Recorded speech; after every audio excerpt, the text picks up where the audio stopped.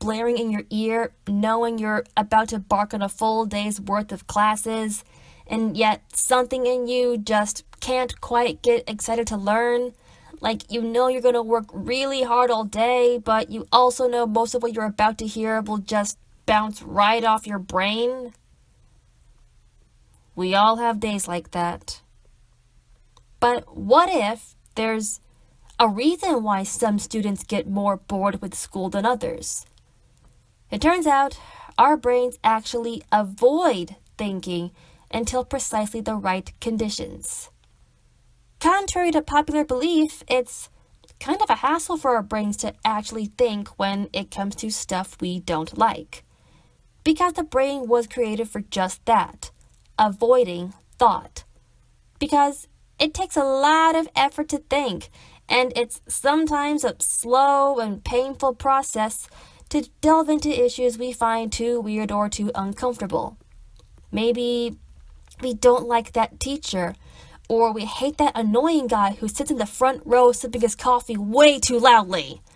Just something about any lesson we encounter in our day-to-day lives will bother us so much that we'd rather avoid it than be immersed in it.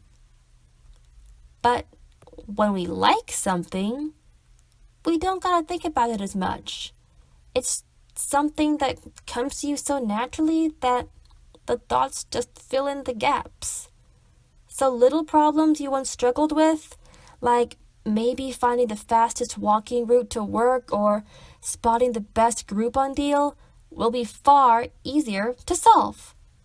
Instead, we rely on our memories of success to get us through the day.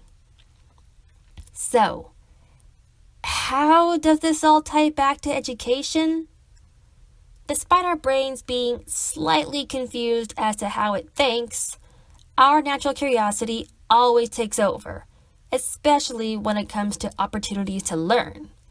Whether your thing is calculus or film theory or Italian Renaissance architecture, class discussions allow your natural thought process to thrive that much more freely. So, how can you get the most pleasure out of learning or teaching? 1. Always look for problems to solve. Problems, of course, meaning mental work that poses moderate challenge. Push people's thought process just a bit further. See if their explanation is a viable option towards reaching a goal. Make sure, though, not to over-explain things. 2. Respect people's limits.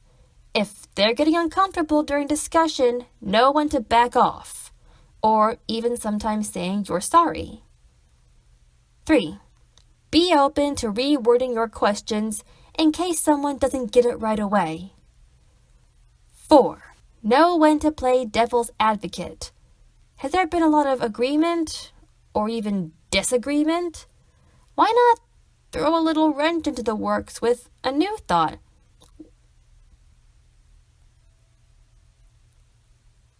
5. Really listen to answers given to you. Not everyone is going to share your level of happiness or outrage over a subject, so worry less about emotion and more about just what a person is saying. 6. Let people know when you're changing things up and switching topics. You'll get a new chance to engage people because all eyes will be on you. You're the one in charge as a teacher. And finally, document your feelings. Write down all the moments things went right or wrong in class, and every time you felt a problem was solved successfully or could have been solved better. With enough practice and patience, you might just be able to think your way into doing anything you set your mind to. As long as you don't hit snooze too many times, of course.